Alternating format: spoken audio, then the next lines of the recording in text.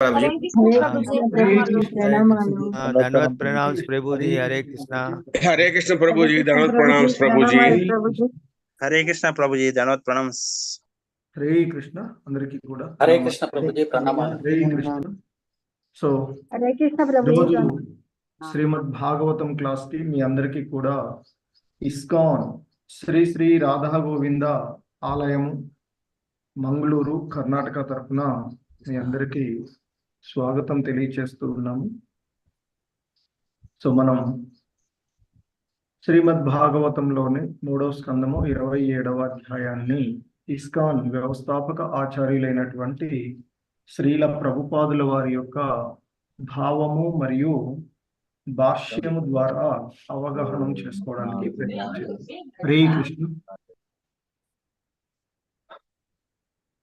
ఓం నమో భగవతే వాసుదేవాయ. ఓం నమో భగవతే వాసుదేవాయ. ఓం నమో భగవతే వాసుదేవాయ. ఓం నమో భగవతే వాసుదేవాయ. ఓం నమో భగవతే వాసుదేవాయ. ఓం నమో భగవతే వాసుదేవాయ. నారాయణం నమస్కృత్య నరం చైవ నరోత్తమం. నారాయణం నమస్కృత్య నరం చైవ నరోత్తమం.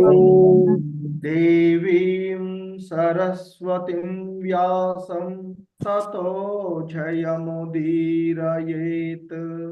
దేవీం సరస్వతీ వ్యాసం తతో జయముదీరయేత్. నష్టప్రాయేష్వభద్రేషు నిత్యం భాగవత సేవయా. నష్టప్రాయేష్వభద్రేషు నిత్యం భాగవత సేవయా. భగవతి ఉత్తమ శ్లోకే భక్తిర్భవతి నైష్టికీ. భగవతి ఉత్తమ శ్లోకే భక్తిర్భవతి నైష్టికీ. హరే కృష్ణ. హరే కృష్ణ. హరే కృష్ణ.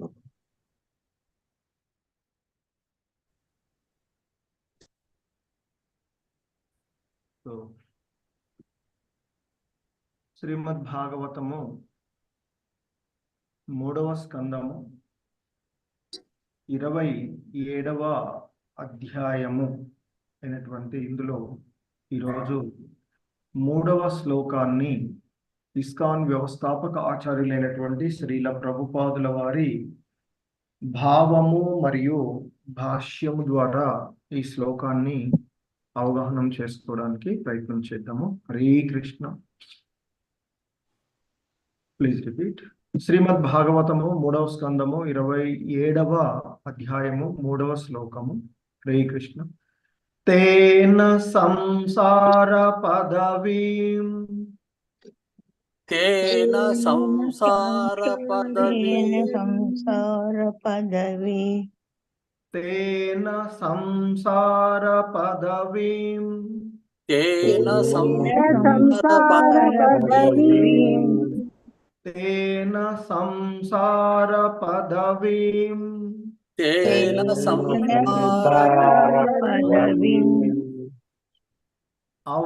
అవశోభ్యేత్య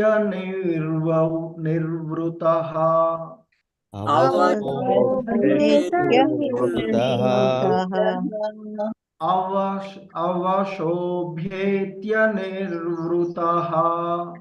అవశోభ్యేత్య నిర్వృతః.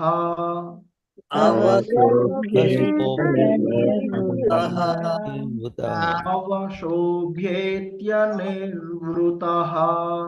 అవశోభ్యేత్య నిర్వృతః.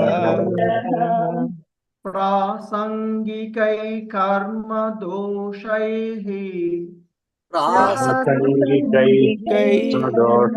दोषैः प्रासंगिकै कर्म दोषैः प्रासंगिक कर्मदोषैः प्रासंगिकै कर्म दोषैः दोषैः सदसन्मिश्रयोनिषु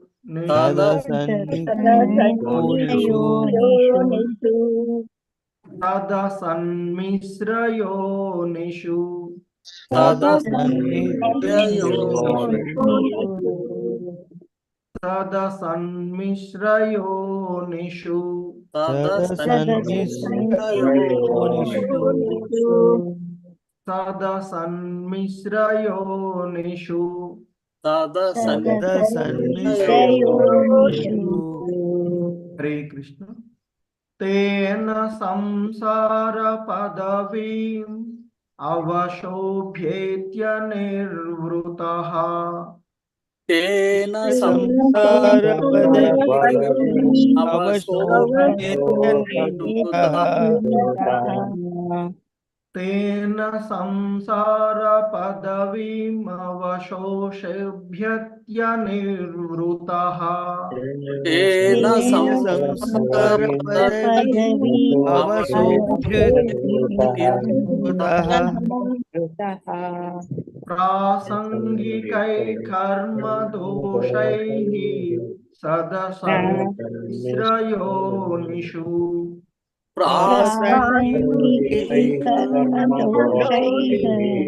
सदसन्नियोनिषु प्रासंगिकै कर्म दोषैः सदसन्मिश्रयोनिषु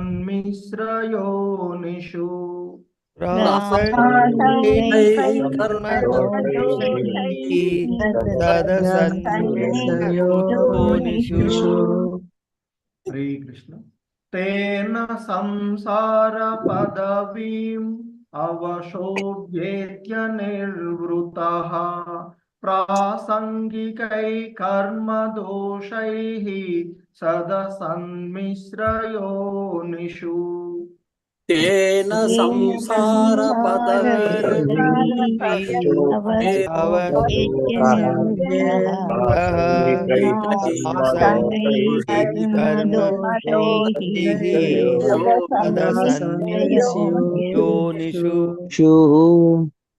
हरे कृष्ण प्रभु रामकृष्ण हरे कृष्ण प्रभु जी। हरे कृष्ण बापिरेड्डी प्रभु जी, शशिकला माता जी। हरे कृष्ण प्रभु जी प्रणामालु तेन संसार पदवी अवशोभ्येत्य निर्वृतः प्रासंगिकैः कर्म दोषैः तदसन्मिश्रयोनिषु। हरे कृष्ण प्रभु जी। हरे कृष्ण प्रभु जी प्रणाम। तेन संसार पदवी अवशोभ्येत्य निर्वृतः प्रासंगिकै कर्म दोषैः सदसन्मिश्रयोनिषु। धन्यवादाలు प्रभु। हरे कृष्ण प्रकाश राव प्रभु जी, विशालवती माता जी। हरे कृष्ण प्रभु जी प्रणामालु ओम नमो भगवते वासुदेवाय तेन संसार पदवी अवशोभ्येत्य निर्वृतः प्रासंगिकैः कर्मदोषैः सदसन्मिश्रयोनिषु। हरे कृष्ण। हरे कृष्ण प्रभु जी। ओम नमो भगवते वासुदेवाय तेन संसार पदवी अवशोभ्येत्य निर्वृतः प्रासंगिकैः कर्मदोषैः सदसन्मिश्रयोनिषु। हरे कृष्ण प्रभु जी। हरे कृष्ण। हरे कृष्ण भास्कर प्रभु जी, एम राजेश्वरी माता जी। ओम नमो भगवते वासुदेवाय तेन संसार पदवीम् अवशोभ्येत्य निर्वृतः ప్రాసంగికై కర్మ దోషైః సదసన్మిశ్రయోనిషః. ధన్యవాదాలు. हरे कृष्ण प्रभु जी प्रणाम प्रभु जी। ओम नमो भगवते वासुदेवाय तेन संसार पदवी अवसोऽभ्येत्य निर्वृतः प्रासंगिकैः कर्म दोषैः सदसन्मिश्रयोनिषु। हरे कृष्ण। హరే కృష్ణ. సో ఈ శ్లోకంలో ఉన్నటువంటి పదాల యొక్క అర్థాలను చూద్దాము. హరే కృష్ణ. తేన తేన దానిచే దానిచే సంసార సంసార జన్మ మృత్యు పరంపర జన్మ మృత్యు పరంపర పదవీం పదవీం పతము పథము అవశః అవశః నిస్సహాయముగా నిస్సహాయముగా అభ్యేతి అభ్యేది అతడు అనుసరించును అతడు అనుసరించును అనిర్వృతః అనిర్వృతః అసంతృప్తుడు అసంతృప్తుడు ప్రాసంగికైః ప్రాసంగికైః ప్రకృతి సంపర్కముచే కలుగునట్టి ప్రకృతి సంపర్కముచే కలుగునట్టి కర్మ దోషహై దోషైః దోషయుత కర్మలు దోషయుతములు సత్ మంచి మంచి అసత్ అసత్ చెడు చెడు మిశ్ర మిశ్రమము మిశ్రమము యోనిషు యోనిషు వివిధ జీవజాతుల యందు. జీవజాతుల యందు. శ్రీకృష్ణ. హరే కృష్ణ. భావము బై శ్రీల ప్రభుపాదుల వారు. కనుకనే బద్ధజీవుడు ప్రకృతి గుణముల సంపర్కము కారణమున ఉచ్చ నీచములనడి వివిధ జీవజాతుల యందు జన్మించుచుండును. భౌతిక కర్మల నుండి విడివడనంత వరకు తన దోష కర్మల కారణమున అతడు తన స్థితిని అంగీకరింపవలసి వచ్చును. హరే కృష్ణ. Please repeat. కనుకనే బద్ధజీవుడు ప్రకృతి గుణముల సంపర్కము కారణమున ఉచ్చ నీచములనడి వివిధ జీవజాతులయందు జన్మించుచుండును.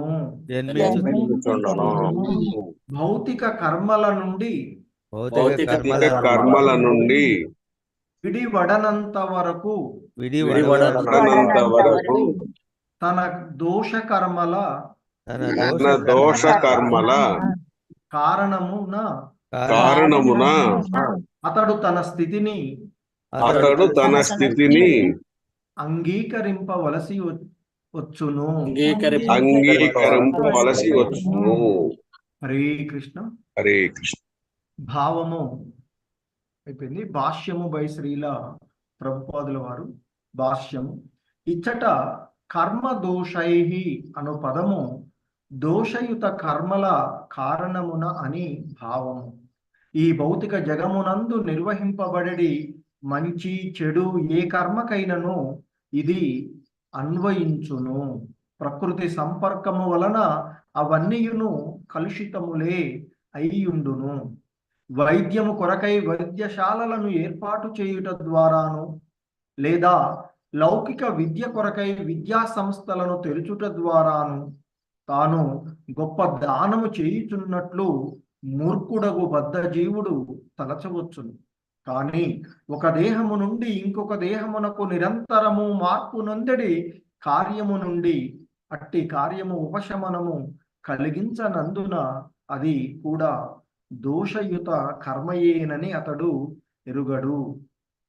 సద సన్మిశ్ర యోనిషు అని ఇచ్చట స్పష్టంగా తెలుపబడినది. అనగా భౌతిక జగమునందలి నామమాత్రపు పుణ్యకర్మల కారణమున అతడు ఉన్నత వంశమున జన్మింపవచ్చును, లేదా ఉన్నత లోకములందు దేవతా జన్మను బడయవచ్చును.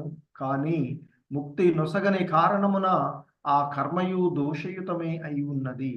చక్కని స్థానమున లేదా ఉన్నత వంశమున జన్మించుచున్నాడను దాని భావము అతడు జన్మము, మృత్యువు, జర, వ్యాధులనడి భౌతిక క్లేశముల నుండి బయటపడుచున్నాడని కాదు.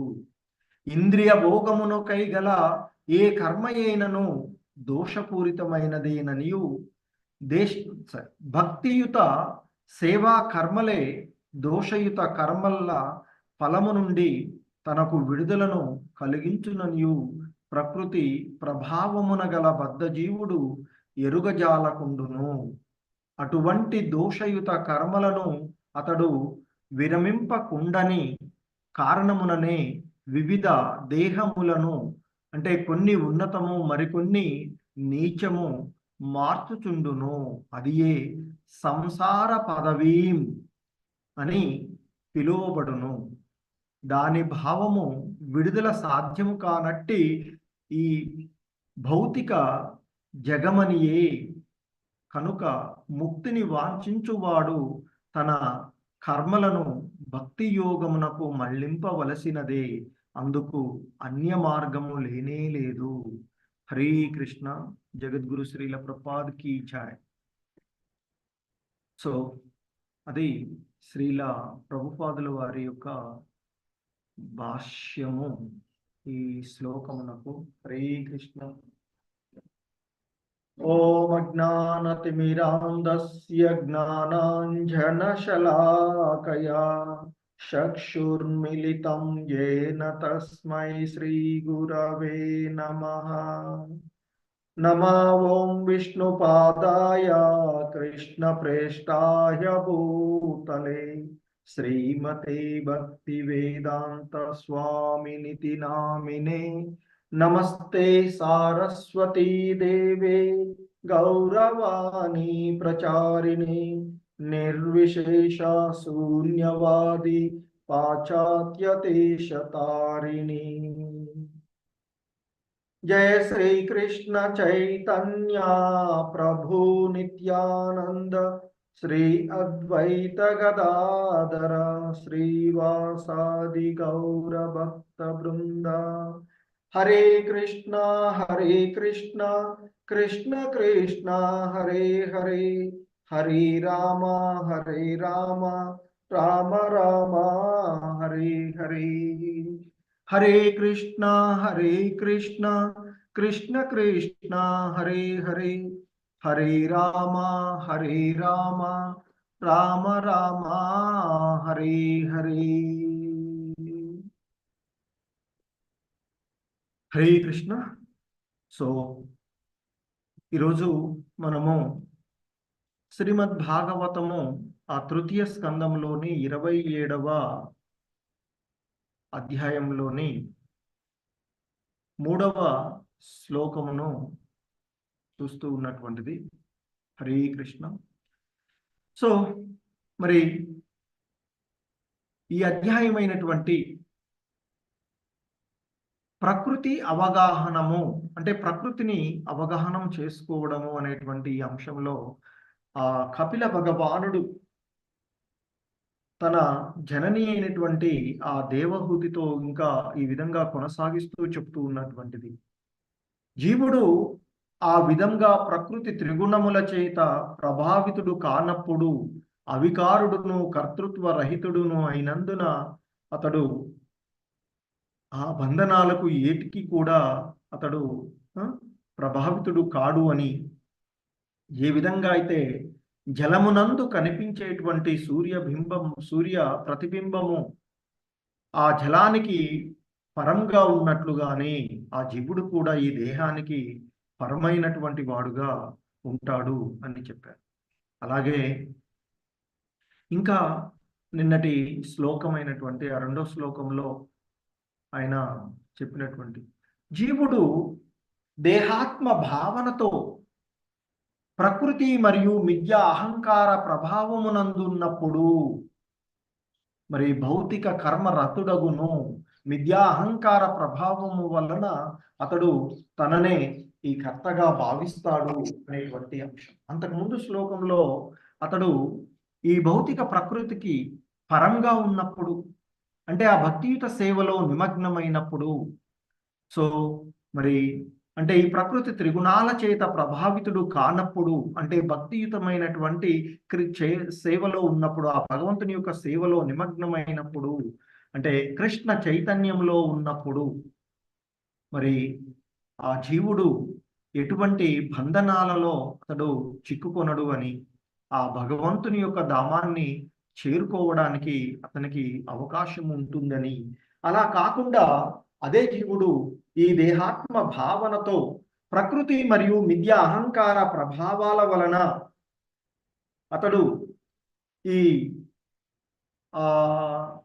భౌతిక ప్రకృతిలో తాను అంటే ఇంద్రియ భోగ వాంఛ రతుడై ఆ ఇంద్రియ భోగాలను అనుభవిస్తూ ఉండడం వల్ల ఈ ప్రకృతి త్రిగుణాల చేత జరుపుపడుతూ ఉన్నటువంటి కర్మలన్నింటికి కూడా తననే కర్తగా ఊహించుకుంటూ తననే కర్తగా భావించి ఈ బంధనాలలో చిక్కుకొని పోతాడు. ఈ సంసార సాగరంలో అతడు ఉంటాడు అనేటువంటి అంశాన్ని చెప్తూ ఉంటాడు. సో అందుకే అక్కడ శ్రీల ప్రభుపాదుల వారు ప్రకృతే క్రియమానే అంటూ ఆ చెప్పబడినటువంటి అంశంలో, అంటే జీవుడు తనను అంటే తనకున్నటువంటి గుణాన్ని, వాస్తవికమైనటువంటి ఆ గుణాన్ని విస్మరించినటువంటి కారణంగా ఈ ప్రకృతి త్రిగుణాలపైన ఆధిపత్యము, ఈ ప్రకృతి పైన ఆధిపత్యం చలాయించాలి అనేటువంటి మిథ్యా అహంకార భావన వలన అతడు ఇంకా ఆ బంధనాలలో చిక్కుకొని పోతూ ఉన్నాడు అంటూ చెప్పినటువంటి విషయాన్ని చూసాం. సో ఇక ఈరోజు మనకి ఈ 3వ శ్లోకంలో ఈ విధంగా చెప్తున్నారు. తేన సంసార పదవీం అవశోభ్యేత్య నిర్వృతః ప్రాసంగికై కర్మ దోషైః సదసన్ మిశ్రయో నిషు. సో ఇంకా ఆయన చెప్తున్నాడు, కనుకనే బద్ధజీవుడు అంటే అంతకుముందు శ్లోకంలో చెప్పినటువంటి ఆ ప్రకృతి పైన, ఆ ప్రకృతి గుణాల వలన జరిగేటువంటి ఆ కర్మలకు తానే కారకుడను అనే భావన ఉండడం వలన బద్ధజీవుడు ఈ ప్రకృతి త్రిగుణముల సంపర్కము కారణమున ఉచ్చ నీచములనడి వివిధ జీవజాతుల యందు జన్మించుచుండును అంటూ చెప్తూ ఉన్నారు. సో మరి ఈ భౌతిక జగత్తులో 84 లక్షల జీవజాతులు ఉన్నటువంటివిగా మనకి చెప్పబడినటువంటి అంశం. మరి ఈ 84 లక్షల జీవజాతులలో మరి నిమ్న స్థాయి నుండి అధమ స్థితిలో ఉండేటువంటి జీవుల నుండి ఆ ఉన్నతమైనటువంటి జీవులు, అంటే ఉన్నత లోకంలో ఉండేటువంటి ఆ బ్రహ్మ వరకు ఉండేటువంటి వివిధ రకాలైనటువంటి ఆ జీవజాతులలో దేవతలు కానీ, మానవులుగా కానీ, పశుపక్షాదులుగా కానీ, వివిధ రకాలుగా ఉండేటువంటి ఆ జీవజాతులలో అతడు కొట్టుమిట్టాడుతూ ఉంటాడు అనేటువంటి విషయాన్ని ఇక్కడ మనకి తెలియచేస్తూ ఉన్నటువంటి అంశం. సో ఎందుకంటే ఇక్కడ ఈ మనకి శ్రీకృష్ణ భగవానుడు భగవద్గీతలో చెప్పినటువంటి అంశము మనం చూసినట్లయితే, ఆయన భగవద్గీతలో చెప్తూ ఉంటాడు, పురుషోత్తమ యోగంలో కృష్ణ భగవానుడు చెప్పినటువంటి అంశము, అంటే ఈ భౌతిక జగత్తు యొక్క బంధనాన్ని ఆయన అశ్వత్థ వృక్షంతో పోలుస్తూ ఉంటారు. ఊర్ధ్వమూల మదశాకం అశ్వత్థం ప్రాహురవ్యయం ఛందాంసి యస్య పర్ణాని యస్తం వేద స వేదవిత్. అంటే వేళ్ళు పైముఖంగాను కొమ్మలు కింది ముఖంగాను వేద మంత్రాలు ఆకులుగా కలిగిన ఒక నశింపులేని అశ్వత్థ వృక్షము ఉన్నది అని చెప్పబడినది. మరి ఈ వృక్షమును తెలిసినవాడు వేదాలను తెలిసినవాడు అంటూ చెప్పినటువంటి అంశాన్ని చూస్తాం మనం అక్కడ. మరి ఆ విధంగా భగవానుడు ఇక్కడ మరి వివిధ రకాలుగా ఈ భౌతిక జగత్తు యొక్క బంధనం ఒక అశ్వత్థ వృక్షానితో పోలుస్తున్నారు. ఎందుకంటే ఆ ఆధ్యాత్మిక లోకానికి ప్రతిబింబంగా ఉన్నటువంటి ఈ భౌతిక జగత్తులో వేళ్ళేమో పైముఖంగా, ఎందుకంటే దాని యొక్క వాస్తవం కానటువంటిది ఒక ప్రతిబింబం లాంటిది. ఎందుకంటే ఈ భౌతిక జగత్తు మరి కామ్యకర్మలలో, ఇంకా భాష్యంలో శ్రీల ప్రభుపాదులు వారు చెప్తారు ఇక్కడ, కామ్యకర్మలలో నెలకొన్న వానికి ఆ అశ్వత్థ వృక్షానికి అంతమే ఉండదు అని చెప్తారు. అతడు ఒక కొమ్మ నుండి వేరొక దానికి, ఇంకొక దానికి, మరొక దానికి మారుతూ ఉంటాడు. అంటే తాను చేస్తూ ఉన్నటువంటి ఆ కర్మలను అనుసరించి అతడు ఒక జన్మ నుండి మరొక జన్మకు, అంటే ఈ సృష్టిలో ఉండేటువంటి 84 లక్షల జీవజాతులలో ఏదో ఒక విధమైనటువంటి జీవిగా అతడు జన్మ తీసుకోవడం జరుగుతూ ఉంటుంది. అందుకే ఇక్కడ చెప్తూ ఉన్నారు కపిల భగవానుడు, కనుకనే బద్ధజీవుడు ప్రకృతి త్రిగుణముల సంపర్కము కారణమున ఉచ్చ నీచములనడి వివిధ జీవజాతుల యందు జన్మించుచుండును. భౌతిక కర్మల నుండి విడిబడనంత వరకు తన దోష కర్మల కారణంగా అతడు తన యొక్క నిజస్థితిని, అంటే తన యొక్క వాస్తవికాన్ని పొందుతూ ఉన్నటువంటి ఆ స్థితిని అంగీకరించవలసి వస్తుంది అంటూ ఆయన చెప్పినటువంటిది. ఎందుకంటే మనకి 15వ అధ్యాయంలో శ్రీల ప్రభుపాదుల భాష్యంలో చెప్తూ ఉంటుంటారు, ఈ అశ్వత్థ వృక్షానికి అంతమే లేదు. అంటే కామ్యకర్మలలో నెలకొనడం వల్ల అతడు ఈ భౌతిక జగత్తు యొక్క బంధనంలో అంతం లేకుండా కోటాను కోట్ల జన్మలలో ఆ జనన మరణ ఈ సంసార సాగరంలో పడిపోతూ ఉంటాడు. అతడు ఆ అశ్వత్థ వృక్షం నుండి, ఒక కొమ్మ నుండి, అంటే ఒక జీవి నుండి, ఒక దేహం నుండి ఇంకొక దీవికి వివిధ జీవజాతులలో జన్మించుచుండును అని చెప్పారు ఇక్కడ. సో అదేవిధంగా ఒక కొమ్మ నుండి వేరొక దానికి, ఇంకొక దానికి, మరొక దానికి ఆ విధంగా మారుతూ ఉంటాడు. కాబట్టి ఈ భౌతిక జగత్తు యొక్క వృక్షానికి అంతమే ఉండదు. మరి ఈ వృక్షానికి, అంటే ఈ భౌతిక జగత్తులో ఈ ప్రకృతి త్రిగుణాల యొక్క ప్రభావంలో ఈ మిథ్యా అహంకారంతో ప్రభావితుడైనటువంటి వాడు మరి ఈ వృక్షానికి, అంటే ఈ భౌతిక జగత్తు అనేటువంటి అశ్వత్థ వృక్షానికి అనురక్తుడైనటువంటి వాడు మోక్షము పొందే అవకాశమే లేదు అని చెప్తారు. మరి స్వీయ ఉద్ధరణకు ఉద్దేశించబడినటువంటి వేద మంత్రాలు, వాటన్నిటిని, అంటే ఆ వృక్షం యొక్క ఆకులుగా చెప్పబడినటువంటి, సో మరి ఆ అత్యున్నతమైనటువంటి లోకం, మరి ఈ సృష్టిలో 84 లక్షల జీవజాతులుగా ఉన్నటువంటి వాటిలో అత్యున్నతమైనటువంటి స్థితి ఆ బ్రహ్మదేవుడు ఉండేటువంటి సత్యలోకంగా చెప్పబడేటువంటిది. సో ఇక్కడ మనకి పద్మ పురాణంలో చెప్పబడుతూ ఉంటాయి, జలజా నవలక్షాన్ని స్థావరా లక్ష విశంతి కృమయో రుద్ర సంఖ్యాః పక్షిణాం దశలక్షణం త్రింశల్లక్షాని పశవః చతుర్లక్షాని మానుషాః అంటూ చెప్పాడు. అంటే జలచరాలు, జలజ నవలక్షాని అని చెప్పారు. జలచరాలు 9 లక్షల రకాలుగాను, అలాగే స్థావరాలు, స్థావర జంగమాలు, స్థావరాలుగా ఉండేటువంటి, అంటే చెట్లు మొక్కలు వంటివి ఆ స్థావర జీవరాశులు లక్ష విశంతి, అంటే 20 లక్షల రకాలుగా ఉంటాయి అని చెప్తారు. అలాగే కృమయో, అంటే ఆ క్రిమి కీటకాదులు, సరీసృపాలు వంటి జీవరాశులు రుద్ర సంఖ్య, అంటే 11 లక్షలు అని చెప్తారు. అలాగే పక్షినాం దశలక్షణం, పక్షులు 10 లక్షల రకాలు. అలాగే త్రింశల్లక్షాని పశవః, అంటే 30 లక్షలు రకాలు పశువులు 4 చతుస్పాదులుగా ఉండేవి ఉంటాయని చెప్తారు. చతుర్లక్షాని మానుషాహ, 4 లక్షల రకాలు మానవులుగా ఉన్నటువంటి. ఈ విధంగా ఒక జన్మ నుండి మరొక జన్మకి మనకి సాధారణంగా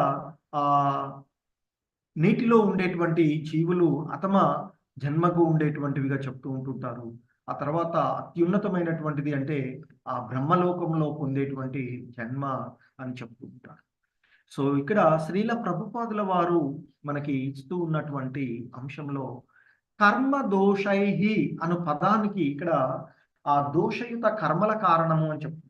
కర్మ దోషైహి అంటే కర్మలు, ఈ భౌతిక జగత్తులో చేసేటువంటి కర్మలు, అది పుణ్యకర్మలైనా పాపకర్మలైనా అన్నీ కూడా దోషయుతాలుగానే ఉంటాయి అని చెప్తుంది. ఈ భౌతిక జగమునందు నిర్వహింపబడేది మంచి చెడు ఏ కర్మకైనను ఇది అన్వయించబడుతూ ఉంటుంది. అంటే ఏ కర్మైనా, మంచి కర్మైనా చెడు కర్మైనా, ఏదో పుణ్యం చేస్తూ ఉన్నాము అంటే అక్కడ కూడా బంధనమే ఉంటూ ఉంటుంది. పుణ్యలోకాలకు వెళ్తావు, పుణ్యలోకాలలో కొంతకాలం జీవిస్తాం, లేదా దేవతా జన్మలు పొందవచ్చు.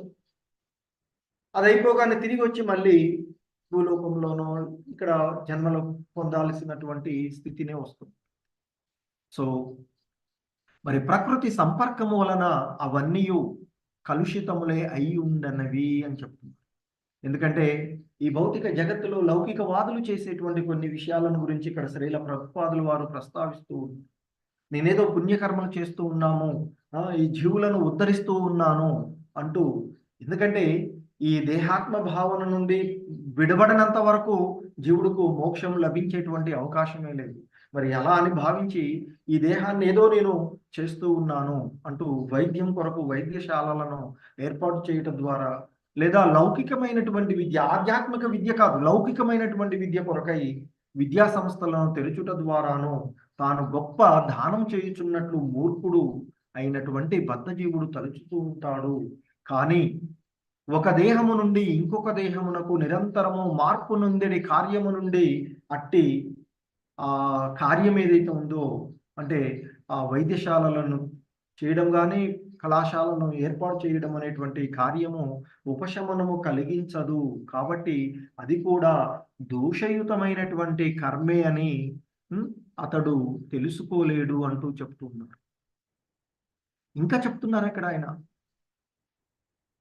సద్ అసత్, సత్ అసత్ అంటే సద్ అంటే శాశ్వత మంచి, అసద్ అనేటువంటిది చెడు, మిశ్రమ యోనిష్ ఆ రెండిటి యొక్క మిశ్రమంగా ఉండేటువంటి, అంటే మంచి మరియు చెడు అనేటువంటిది. అంటే ఇక్కడ మరొక పదాన్ని శ్రీల ప్రభుపాదులు గారు చెప్తున్నారు, సద సన్మిశ్ర యోనిషు అని చట స్పష్టంగా తెలుపబడినది. అనగా భౌతిక జగమునందలి నామమాత్ర పుణ్యకర్మల కారణమున అతడు ఉన్నత వంశమున జన్మించవచ్చును, లేదా ఉన్నత లోకముల యందు దేవతా జన్మలను పొందవచ్చును.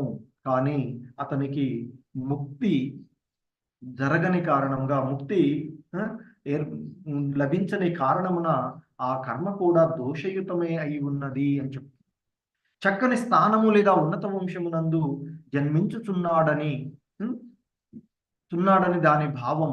అంటే అతడు జన్మము, మృత్యువు, జరా, వ్యాధులనేటువంటి భౌతిక క్లేశముల నుండి పడుచున్నాడని కాదు అని చెప్తుంది.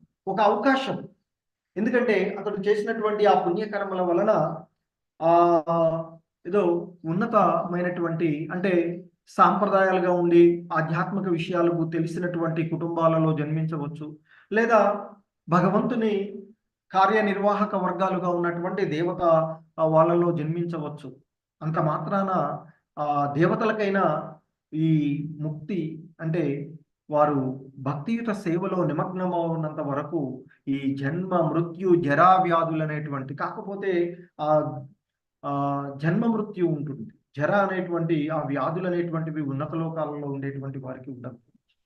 సో ఆ వ్యాధులు అనేటువంటి భౌతిక క్లేశముల నుండి బయటపడుతున్నాడు అని కాదు అని చెప్తూ ఉన్నారు ఇక్కడ శ్రీల ప్రభుపాదుల వారు చెప్తున్నటువంటి. అలాగే ఇంద్రియ భోగమునకై గల ఏ కర్మ అయినను, ఈ భౌతిక ఇంద్రియ వాంఛల కోసం చేసేటువంటి ఏ కర్మ అయినా, ఈ దేహాత్మ భావనతో చేసేటువంటి ఏ కర్మ అయినా అది దోషపూరితమైనదేననియు, భక్తియుత సేవా కర్మలే దోషయుత కర్మల ఫలము నుండి తనకు విడుదలను కలిగించుననియు ప్రకృతి భావమున గల బద్ధజీవుడు ఎరుగజాలకున్నాడు. ఈ ప్రకృతి త్రిగుణాల యొక్క ప్రభావంలో ఉన్నటువంటి వాడు మిథ్యా అహంకారము వలన ఈ భౌతిక ఇంద్రియ భోగ వాంఛలతో చేసేటువంటి ఏ కర్మైనా దోషపూరితమైనదే అని కానీ, లేదా భక్తియుత సేవదు కర్మలే ఈ దోషయుత కర్మ ఫలాల నుండి ఆ జీవుడిని ఉద్ధరిస్తూ ఉంది, విడుదల చేస్తూ ఉంది, బయటపడవేస్తుంది అని అతడు తెలుసుకోలేకున్నాడు. కనుక ఎందుకు తెలుసుకోలేకుంటూ ఉన్నాడంటే ఈ ప్రకృతి ప్రభావం చేత, ప్రకృతి మాయ, ఈ ప్రకృతి మాయలో అతడు మిథ్యా అహంకారంతో ఉండిపోతూ ఉన్నాడు. సో కాబట్టి ఈ బద్ధజీవుడు ఎరుగజాలకున్నాడు. మరి వాటి నుండి బయటపడడానికి మార్గము ఆ దేవదేవుని యొక్క ప్రతినిధులు అయినటువంటి ప్రామాణిక పరంపరలో ఉన్నటువంటి ఆధ్యాత్మిక ఆచార్యులు లేదా ప్రామాణికమైనటువంటి శాస్త్రాల ద్వారా అతడు ఈ అంశాలను తెలుసుకొని ఈ భవబంధనాల నుండి బయటపడతాడు అని చెప్తాడు. సో మరి అటువంటి ఆ ప్రకృతి ప్రభావంతో కలిగి ఉన్నటువంటి ఆ దోషాల నుండి, ఆ దోషయుత కర్మల నుండి అతడు విరమింపకుండని కారణంగానే, విరమింపకుండా అంటే ఈ విధమైనటువంటి భౌతిక జగత్తులో ఇది భౌతికమైనటువంటి కర్మలను, ఇంద్రియ భోగ వాంఛలకై చేసేటువంటి కర్మలను వదలనంత వరకు సో అతడు ఈ భవబంధనాల నుండి బయటపడడు అని చెప్తున్నాడు. అంటే అటువంటి దోషయుత కర్మలను అతడు విరమింపకుండని కారణముననే వివిధ దేహములను, ఇంతకుముందు చెప్పుకున్నట్లుగా ఆ అశ్వత్థ వృక్షంలో ఒక శాఖ నుండి ఇంకొక శాఖ, ఒక కొమ్మ నుండి ఇంకొక కొమ్మ, అంటే ఏంటి, ఒక దేహము నుండి ఇంకొక దేహం, అతడికి ఉండేటువంటి ఆలోచన, అతడు చేస్తూ ఉన్నటువంటి ఆ గుణ కర్మలను అనుసరించి అతడు చేసేటువంటి కర్మల కారణంగా అతడు వివిధ రకాలైనటువంటి జీవజాతులలో, ఆ 84 లక్షలుగా ఉన్నటువంటి వివిధ జీవజాతులలో ఏదో ఒక దానిని, ఒక దేహాన్ని పొందుతూ ఉంటుంటాడు. సో అది ఉన్నతమైనది కావచ్చు, లేదా నీచమైనటువంటి జన్మ కావచ్చు, క్రిమి కీటకాదులు లేదా మలభక్షణ చేసేటువంటి పంది జన్మ కావచ్చు, ఏదైనా కావచ్చు, ఉన్నతమైనటువంటిదైనా నీచమైనటువంటిదైనా అతడిలో కలిగేటువంటి ఆ భావనలో అతడు చేసినటువంటి కర్మలను అనుసరించే అతనికి వస్తూ ఉన్నది అని చెప్తూ ఉన్నారు. అది ఏ సంసార పదవీం అని పిలువబడును అని చెప్తున్నారు. సో మరి ఆ సంసార సాగరం, ఆ సంసార మార్గము అంటే ఆ జన్మ మృత్యు జరా వ్యాధులు ఉండేటువంటి ఆ సంసార సాగరంలోనే అతడు మళ్ళీ మళ్ళీ జన్మలు తీసుకుంటూ ఉంటాడు. దాని భావము విడుదల సాధ్యము కానట్టి ఈ భౌతిక జగమనియే. సో ఈ భౌతిక కర్మలలో, కామ్య కర్మలలో నెలకొన్నంత వరకు ఈ అశ్వత్థ వృక్షంలో ఇంకా ఇంకా, ఎందుకంటే అంతమే లేనటువంటి వృక్షం కాదు, ఎక్కడ ప్రారంభమైందో ఎక్కడ ఉందో తెలియకుండా ఆ విధంగా ఉండేటువంటి ఆ అంతం లేదా ఆ విధంగా ఉండేటువంటి దీన్ని యాక్చువల్గా ఈ భౌతిక జగత్తులో అటువంటిది ఏది కూడా కనిపించదు వాస్తవానికి, ఎందుకంటే అది మరి ఆధ్యాత్మిక జగత్తు యొక్క ప్రతిబింబం కాదు. సో కాబట్టి మరి వాస్తవికమైనటువంటి ఆనందం అనేటువంటిది ఎక్కడ ఉంటుంది, ఆధ్యాత్మిక లోకంలో. కానీ మనం ఏం చేస్తున్నాము, ఈ భౌతిక జగత్తులో ఉండేటువంటి సుఖాలే ఆనందము అని భావించి ఈ కామ్యకర్మలలో నెలకొని ఉంటూ ఉన్నాము. ఆ విధంగా కామ్యకర్మలలో నెలకొన్నంత వరకు దాని అంటే ఈ సంసార సాగరం అనే భావన నుండి, దేహాత్మక భావన నుండి విడుదల కానంత వరకు అతని ముక్తిని పొందే అవకాశమే లేదు అని చెప్తారు. కానీ ఎవడైతే ముక్తిని వాంఛించువాడు తన కర్మలను భక్తి యోగమునకు మళ్లించవలసినదే. ముక్తి పొందాలి అంటే తాను చేసేటువంటి కర్మలను ఆ భక్తి యోగ విధానాల ద్వారా, వైరాగ్య జ్ఞానాల ద్వారా భక్తి మార్గంలో నిమగ్నమైనప్పుడు మాత్రమే అతడు ముక్తిని పొందగలడు అనేటువంటి చెప్తున్నారు. అందుకు అంటే ముక్తిని పొందడానికి భక్తి తప్ప అన్య మార్గమేది లేదు అంటూ చెప్తున్నారు శ్రీల ప్రభుపాదులు. జగద్గురు శ్రీల ప్రభుపాద్ కీ జై. హరే కృష్ణ.